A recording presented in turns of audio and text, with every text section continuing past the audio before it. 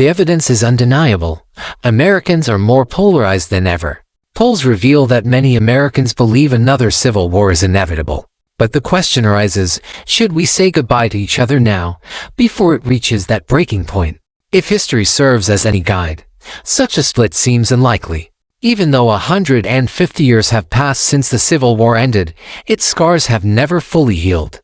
Yet, as the years pass, the lessons from that war slowly fade from our collective memory. It's as if another part of the country might soon feel compelled to claim its own independence.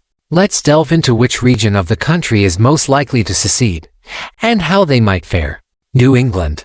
The idea of New England seceding from the United States may sound surprising, especially when we think of the Civil War, which is often associated with the South's attempt to secede. But the first serious secession movement in American history actually came from New England, not the South. Let's take a step back to the early years of the United States, during the presidency of George Washington.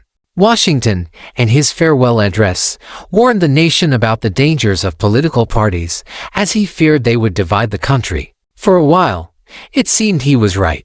But his successor, John Adams, a Massachusetts native, was a member of the Federalist Party, which was deeply tied to New England's interests. This gave New Englanders a powerful voice in national politics during Adams' presidency. However, after Adams left office, New England's influence on national matters started to decline. The shift came when Thomas Jefferson, a member of the Democratic-Republican Party, took office. Jefferson and his successor, James Madison, were both from Virginia, and this change in leadership alarmed many in New England. New Englanders had always feared being dominated by the South. During the Continental Congress, they had nearly blocked the formation of the United States because they worried that the South's power would overshadow theirs. With Jefferson's rise to power, those fears started to come true. One of the reasons New Englanders were upset was because they saw themselves as the cultural and political leaders of the new nation. They had a strong, established identity, tied to the legacy of the Puritans and their belief in the connection between religion and governance. They didn't trust the growing influence of immigrants from Germany, Ireland, and Scotland, as they were worried about the cultural and religious shifts taking place. Additionally, many New Englanders, particularly the older aristocratic families, felt that their values were being threatened by the more liberal, democratic ideals of Jefferson's party. A significant turning point came with the Louisiana Purchase in 1803. This massive land deal, which saw the United States double in size by acquiring land from France, further diluted New England's political influence. Not only did the purchase bring in French, Spanish, and indigenous peoples into the fold, but it also made it less likely that New England would retain political control over national affairs. The old power structure, which had been dominated by New England elites, was crumbling. At this point, some New Englanders, including Charles Pinckney, saw secession as the only way to preserve their way of life and protect their interests. Legally, New England had the right to secede, but the real question was whether it was wise to do so. The idea was that New England should break away from the United States and form its own nation. However, for this movement to succeed, they needed the support of New York, the second most powerful state in the country. The plan was to elect Aaron Burr, who was a strong proponent of New England secession, as the governor of New York. Once Burr was in power, he would help bring New York into the secession fold. But the plan didn't work out. Burr lost the election in a highly contentious race. The loss of the election was partly due to the influence of Alexander Hamilton, one of the founding fathers and a staunch opponent of Burr. Hamilton publicly denounced Burr as a dangerous man for supporting secession, which led to the infamous duel between the two men in 1804. Burr killed Hamilton in the duel, which turned him into a national villain. This act of violence, and the fallout from it, ended any hope New England had of seceding. After the War of 1812, New England's secession movement lost all momentum. The region's political influence continued to fade, and the idea of secession seemed like a distant memory. However, the arguments put forward by New England secessionists would go on to influence the Southern secessionists of the 1860s. The South, particularly figures like John C. Calhoun, would adopt similar arguments about states' rights and the need for secession to protect their way of life. In essence, New England's secession movement was an early chapter in the story of American division, one that foreshadowed the later, more well-known secessionist movements in the South. It reveals how deeply regional identities and fears of domination by other parts of the country have shaped American history. Secession, legal and scholarly perspectives. By the end of the Civil War, it was clear that states had no legal right to secede from the Union. The Supreme Court cemented this in the case of Texas v. White in 1869, ruling that states could not legally secede, and any laws passed by the Confederacy were void. Still, secession movements remain common across the United States, driven by appeals to regional identity, the rhetoric of the American Revolution, and a commitment to nonviolent independence. At least on the surface, support for secession reached a high point in 2012, following Barack Obama's re-election, when petitions for secession came from all 50 states, amassing nearly 1 million signatures. More recently, in 2015, both California and Oregon submitted petitions for secession, and in 2018, 68% of Americans supported a state's right to peacefully secede. A 2021 poll revealed that Southern Republicans were particularly strong supporters of secession, though the sentiment was widespread across the country. Secession is extremely rare in stable democracies like the United States. To secede peacefully, regions must convince not only their own citizens to leave but also the rest of the country to let them go without violence. There's a paradox here that makes secession so challenging. Regions with a high degree of self-rule are less likely to secede because their autonomy reduces the need for independence. Conversely, regions under oppressive central governments are more likely to desire secession, but the heavy hand of authority makes it difficult for independence movements to gain traction. This paradox, known as the fear-confidence paradox, has been studied in places like Scotland, Catalonia, and Quebec. But we are talking about the United States of America, where confidence is never in short supply. So let's examine some of the secession movements brewing in American life today. Cascadia. Some secession movements involve individual states, others multiple states, and sometimes they cross national boundaries altogether. Take Cascadia, for example, a proposed independent state in the Pacific Northwest, combining the states of Washington and Oregon with the Canadian province of British Columbia. The region's identity has been shaped by environmental concerns and by originalism, with advocates believing that Cascadia's unique ecology justifies its secession and self-government. The movement even has its own flag, the Doug flag, named for the Douglas fir, and the region is sometimes called Salmon Nation, in honor of the fish that have sustained indigenous populations for millennia. Cascadia's political, economic, and cultural connections are strong. With 17 million people generating $1.1 trillion annually, this urban core of Seattle, Portland, and Vancouver is increasingly interdependent. Yet support for independence is strongest on the Canadian side of the border, where enthusiasm for secession has risen significantly in recent years, especially among younger Canadians. In 1975, Ernest Callenbach published Ecotopia, a novel imagining a nation-state made up of Oregon, Washington, and parts of Northern California, where environmentalism was the central political concern. This idea still resonates with those in Cascadia seeking a political system rooted in nature and sustainability. Despite its progressive environmentalist roots, the Cascadia movement has also attracted some fringe elements, including white supremacists who have appropriated the flag and name for their own vision of a whites-only ethno-state. This has complicated the movement, but it continues to be an important force in the region. The idea of Estland represents a deep, historical connection to land and culture for many Mexican Americans and indigenous groups, particularly those living in the southwestern United States. Estland is not just a geographical term, it's a symbol of identity, pride, and a call for the return of territory that many feel was taken from their ancestors during the Mexican-American War. The origin of Estland. Roots of Estland as a concept go back to the 1960s, during the rise of the Chicano civil rights movement.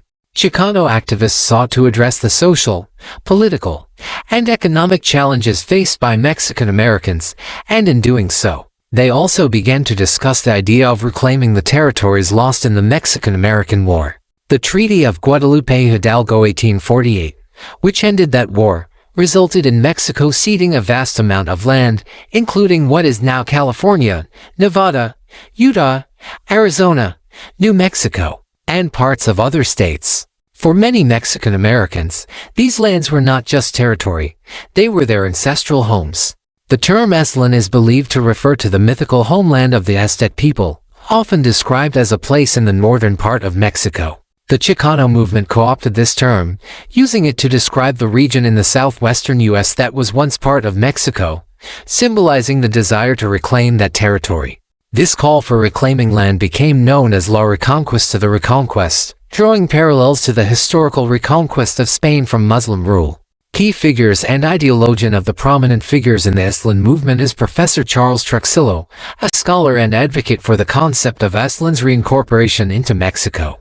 Truxillo and others believe that as the Latino population in the southwestern U.S. grows, a demographic shift will lead to a Chicano majority in these states. This demographic shift, they argue, could eventually result in a political movement to vote for rejoining Mexico. According to Truxillo and others, this process is inevitable, especially as the political and cultural influence of Mexican Americans in these regions continues to increase. While Truxillo's views may seem extreme to some, they resonate with many who feel that the land was unjustly taken from their ancestors. The idea is not just about the physical territory but about the return of cultural identity, justice, and recognition of the wrongs done during the Mexican-American War. The movement seeks to address historical grievances and call attention to the injustices faced by Mexican Americans, particularly those that stem from the loss of their ancestral land, Aztlán, and its modern-day supporters. It's important to note that the vast majority of Mexican Americans do not endorse violence or extremism in the pursuit of Aztlán. The movement, while rooted in a deep sense of cultural pride and historical injustice, largely advocates for peaceful methods of political change. Many mainstream Mexican American activists focus on issues like education, civil rights, and the protection of cultural heritage, rather than the literal secession of the southwestern U.S. HOWEVR. The concept of Aztlán continues to be a rallying cry for those who feel that their cultural identity and history are being erased. Many Chicanos and indigenous people feel that the legacy of the Mexican-American War and its aftermath has led to the marginalization of their people. Aztlán, in this sense, represents a reclaiming of their past, a symbol of the struggle to assert their cultural and political power in a region they believe they rightfully belong to. In addition to its importance within the Chicano community, Aztlán also resonates with indigenous groups, particularly those whose ancestral lands once spanned across the southwestern United States and northern Mexico. For these communities, Aztlán is not just a political idea but a reminder of their long history in the region, long before the arrival of European settlers. Aztlán in the public consciousness. While the dream of Aztlán is far from mainstream political discourse, it has remained a powerful symbol within certain sectors of the Mexican American and indigenous communities.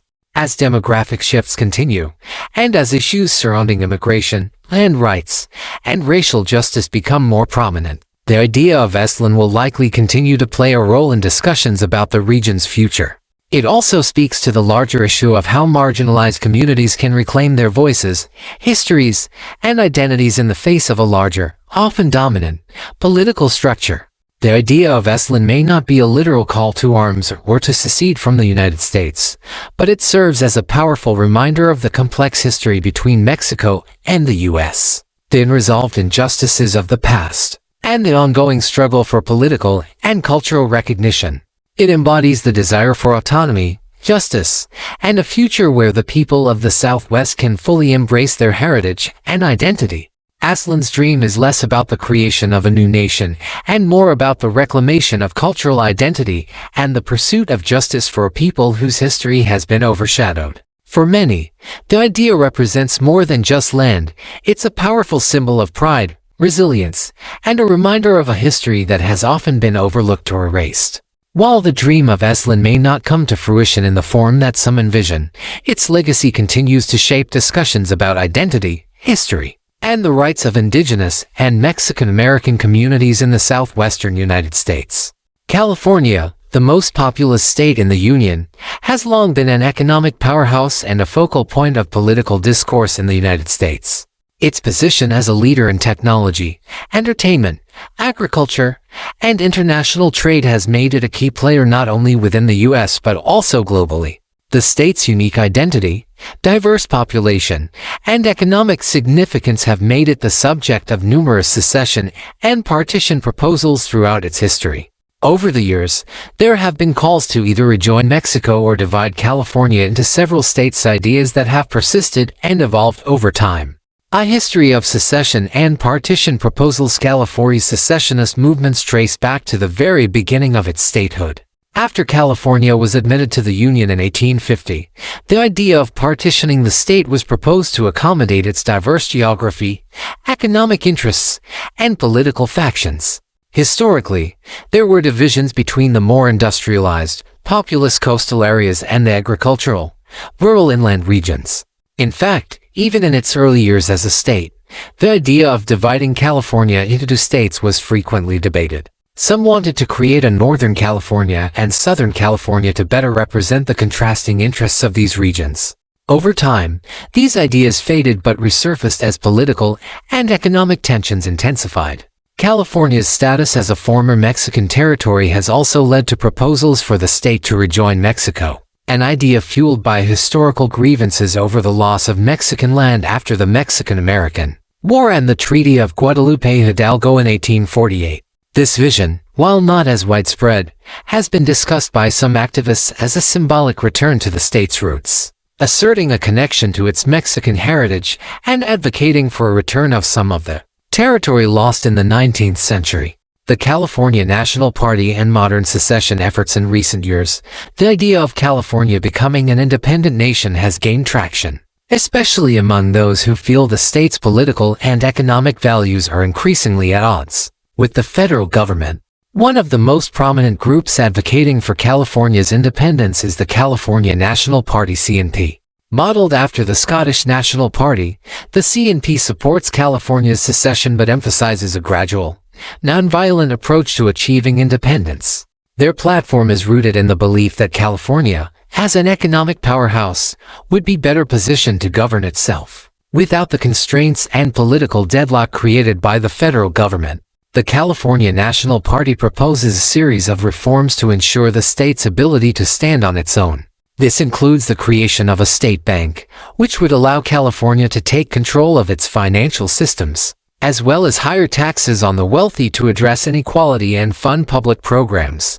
The CNP also advocates for progressive policies such as universal healthcare and significant action on climate change, aligning itself with the state's environmental consciousness and progressive political values. While the CNP's goals are primarily focused on increasing the state's autonomy within the U.S., their long-term vision includes full independence.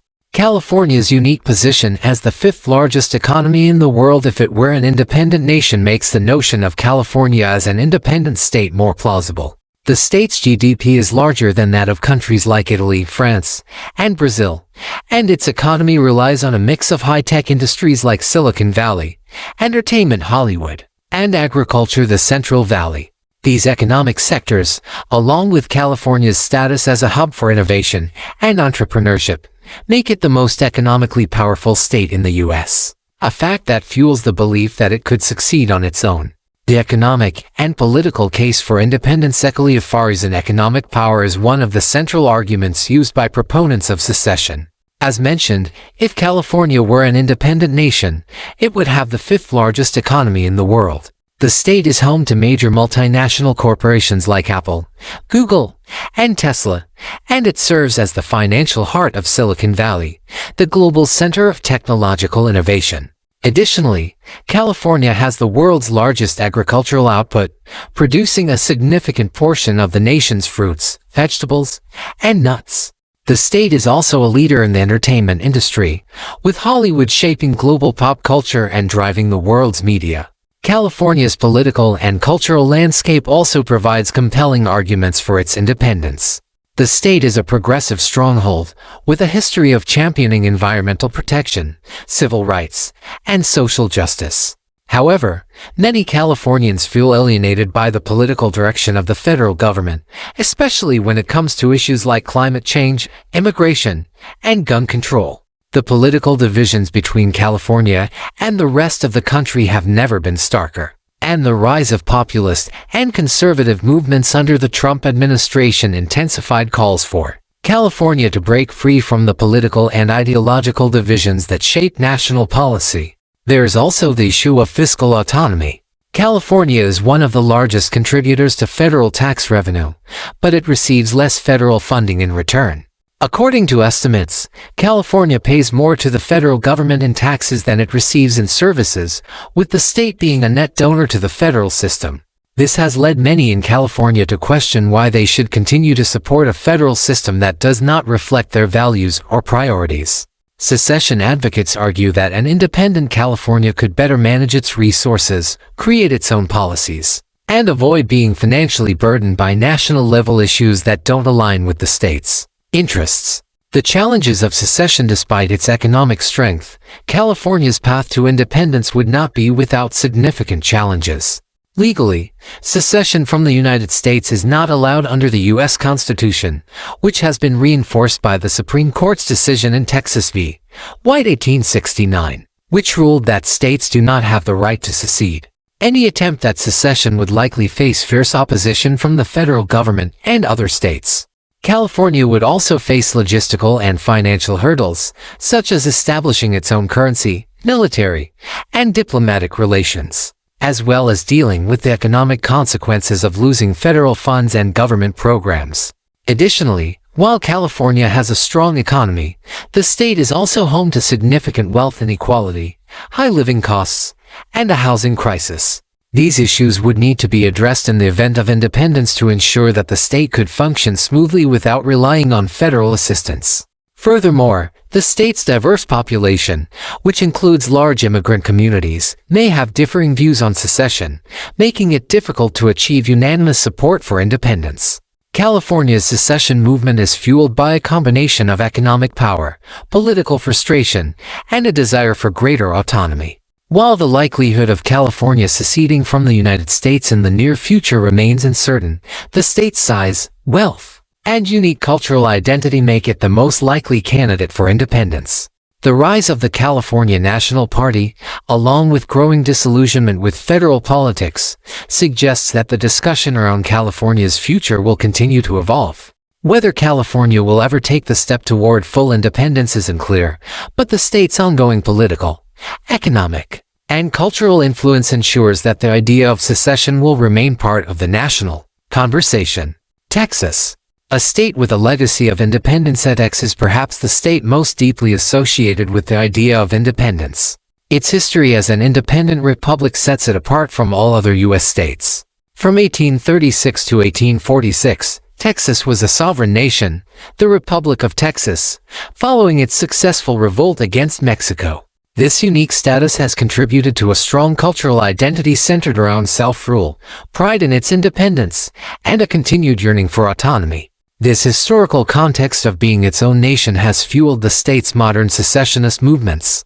In 2021, the Texas nationalist movement introduced a bill that sought to give the state the legal right to secede from the United States and form its own independent republic. The idea of Texas plus exit has gained considerable traction over the years, especially in times of political polarization. The movement is rooted in a belief that Texas, with its vast natural resources, booming economy, and distinct cultural identity, has the political and economic capacity to govern itself outside of the U.S. One of the key aspects that sets Texas apart is the institutional support it has for its secession movement. Political figures like former Governor Rick Perry have argued that Texas has a legal right to secede, citing its history as an independent republic before joining the Union. Texas is one of the few states to have entered the Union with the express right to secede written into its annexation agreement, though this right is highly contested by legal scholars and the U.S. government. Despite the legal and financial hurdles that Texas would face as an independent nation, such as the loss of federal funding and the need to establish its own currency, military, and diplomatic relations, supporters of secession believe that Texas has the resources to thrive on its own. With a GDP that rivals entire nations, Texas is one of the wealthiest and most powerful states in the U.S. It is home to key industries like oil, technology, and agriculture, making it economically self-sufficient.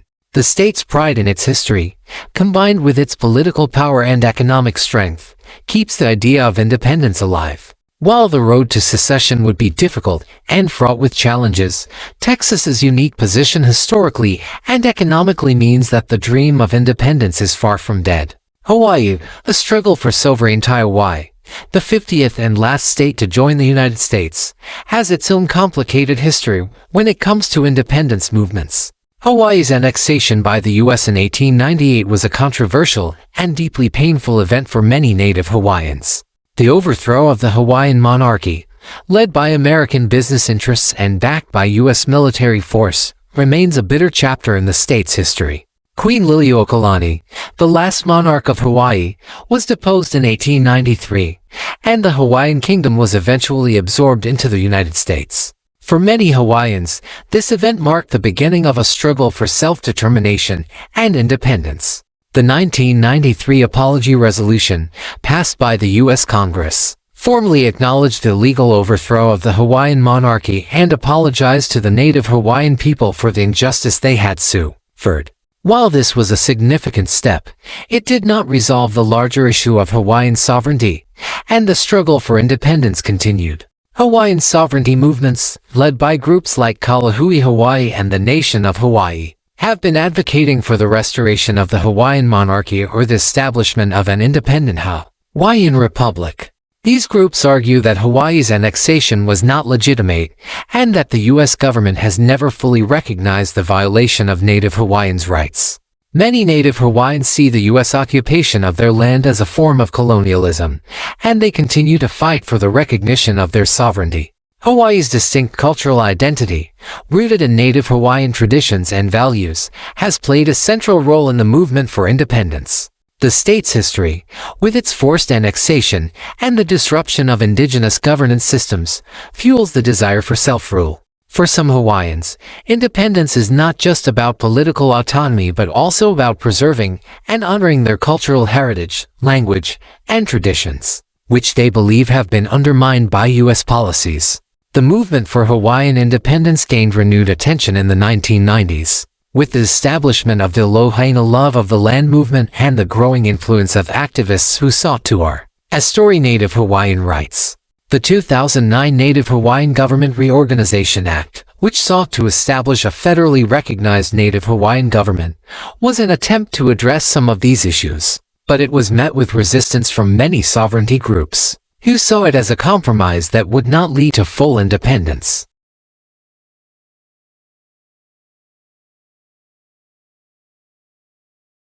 Hawaii's unique history, its status as the only state to have been a sovereign nation before joining the U.S., and an ongoing fight for native rights make the issue of independence a potent and complex one.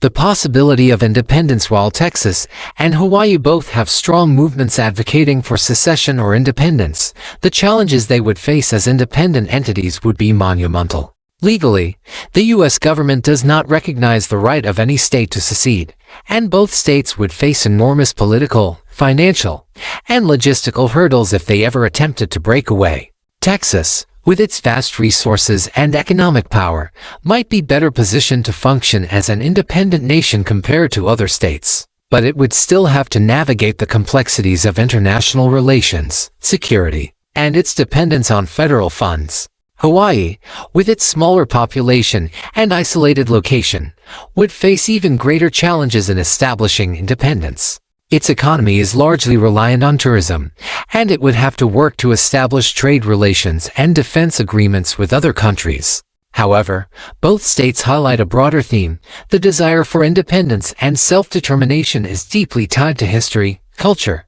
and a sense of identity. Whether it's Texas's pride in its legacy as a republic or Hawaii's struggle to reclaim its sovereignty, the movements for independence in these two states reflect the complex relationship between the U.S. federal government and its constituent states. Though secession seems unlikely in the near future, these movements continue to provoke important conversations about autonomy, cultural identity, and the principles of self-rule. Lakota, a movement for indigenous sovereignty Lakota people, part of the Sioux Nation, have a long and complex history of resistance against the United States government. Historically, the Lakota were powerful warriors, hunters, and leaders of one of the most formidable tribes in North America. Their land, known for its vast plains, was vital to their cultural, spiritual, and economic life. However, this land was repeatedly encroached upon and seized by the U.S. government through broken treaties, violence, and forced relocation. In 2007, a bold declaration was made by the Lakota Nation, seeking to withdraw from the United States and re-establish their independence. The announcement of the creation of the Republic of Lakota was not only an act of political defiance but also a response to the historical injustices and human rights violations that the Lakota and other indigenous peoples had endured at the hands of the U.S. government. The basis for secession. The Republic of Lakota's declaration was based on a legal argument tied to the violation of treaties made with the U.S. government, particularly the 1851 and 1868 treaties of Fort Laramie. These treaties were meant to guarantee the Lakota's sovereignty over vast territories in the Great Plains, but over time, the United States repeatedly broke these agreements. The most notorious violation came with the discovery of gold in the Black Hills of South Dakota, land that the Lakota had agreed to keep in exchange for their cooperation in the Treaty of Fort Laramie, 1868. Despite the treaty's promise to leave the Black Hills untouched, the U.S. government opened the land to miners, which ultimately led to the forced removal of the Lakota and other tribes from their sacred land. This breach, coupled with the massacre at Wounded Knee in 1890 and the continuing violation of Native American rights, fueled the drive for independence. The Lakota argued that the treaties were never honored by the U.S. and that, under international law, treaties made between sovereign nations cannot be unilaterally dissolved without the consent of both parties. Therefore, they claimed that, by these legal standards, they were still sovereign and not bound by the United States laws or governance. Proposed borders and vision for the Republic. The borders of the proposed Republic of Lakota line closely with the boundaries outlined in the 1851 Treaty of Fort Laramie, which encompassed parts of modern-day South Dakota, Nebraska, Wyoming, Montana, and other surrounding regions. This territory represents a significant portion of the Great Plains, the traditional heartland of the Lakota people. The Republic of Lakota, if realized, would aim to create a self-sufficient, sustainable nation. The leaders of the movement have expressed a vision that revolves around renewable energy and ecological responsibility. A key component of this vision is the focus on wind power, as the Great Plains are one of the windiest regions in North America. The movement advocates for harnessing this natural resource to create a green, self-reliant economy that would provide energy for the nation while reducing its environmental footprint. This focus on sustainability and independence is also reflected in the desire for a system based on traditional Lakota values, including respect for nature, community, and spirituality. The Republic of Lakota would aim to create a government structure that reflects these values, in stark contrast to the systems imposed upon native peoples by colonizers.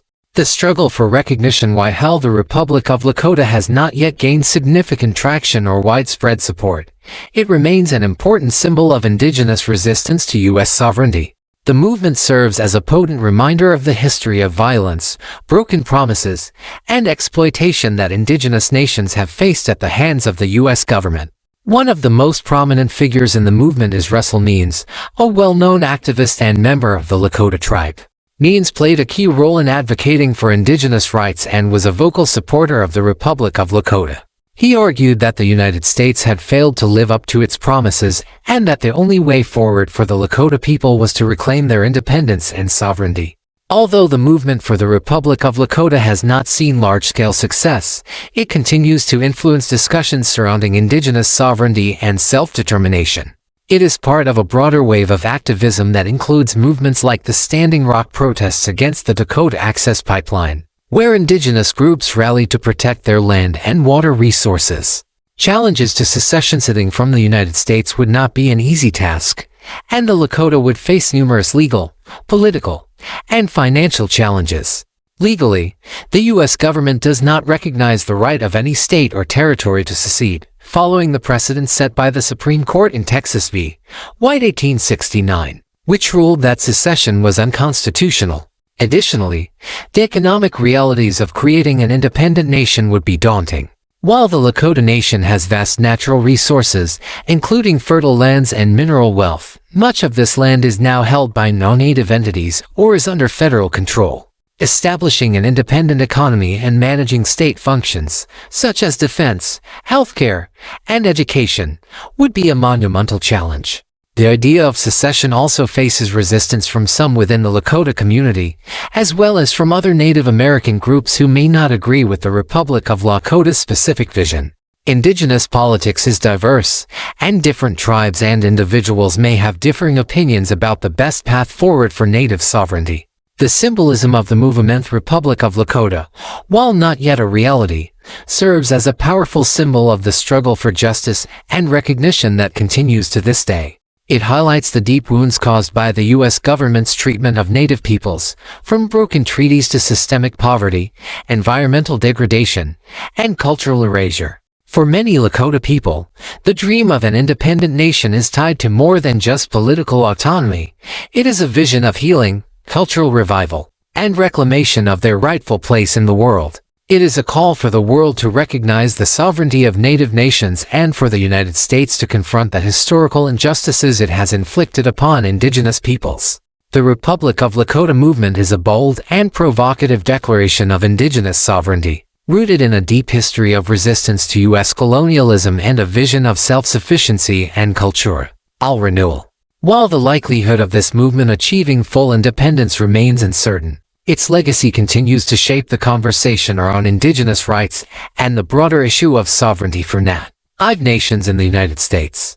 By invoking the treaties and legal arguments that have been ignored for centuries, the Republic of Lakota is a reminder of the ongoing struggles for justice and self-determination that Native peoples face, and it challenges the United States to confront its treatment of indigenous nations. The movement may not have immediate practical implications, but it serves as a beacon of hope for those who continue to fight for the recognition of their rights, land, and culture. The dream of Esalen is not merely the vision of a new nation but a profound reclamation of cultural identity and a quest for justice for a people whose history has often been marginalized or erased. It represents much more than the physical land. It is a powerful symbol of pride, resilience, and a deep-rooted connection to a past that continues to shape the present. For many Mexican Americans and indigenous groups, Esalen is a reminder of the ancestral homeland taken from them through force, treaties, and the expansion of the United States. It stands as a call for recognition, for the rightful acknowledgement of a people's history, and for the restoration of their place in the broader narrative of American history. Though the dream of Esalen as an independent state may never materialize in the form some envision, its legacy remains a significant force in shaping the discourse around identity, history, and the rights of indigenous and Mexican American communities in the southwestern U.S. The ideas embedded in Esalen continue to resonate deeply within these communities, influencing their struggles for social justice, political representation, and cultural preservation.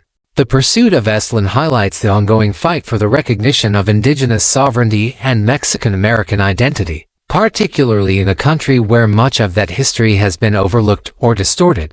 Even if the physical manifestation of Esalen never comes to pass, its symbolism and the values it embodies will undoubtedly continue to shape the future of the southwestern United States. It is a symbol that insists on the right to self-determination, the acknowledgement of past wrongs, and the power of cultural pride in the face of adversity.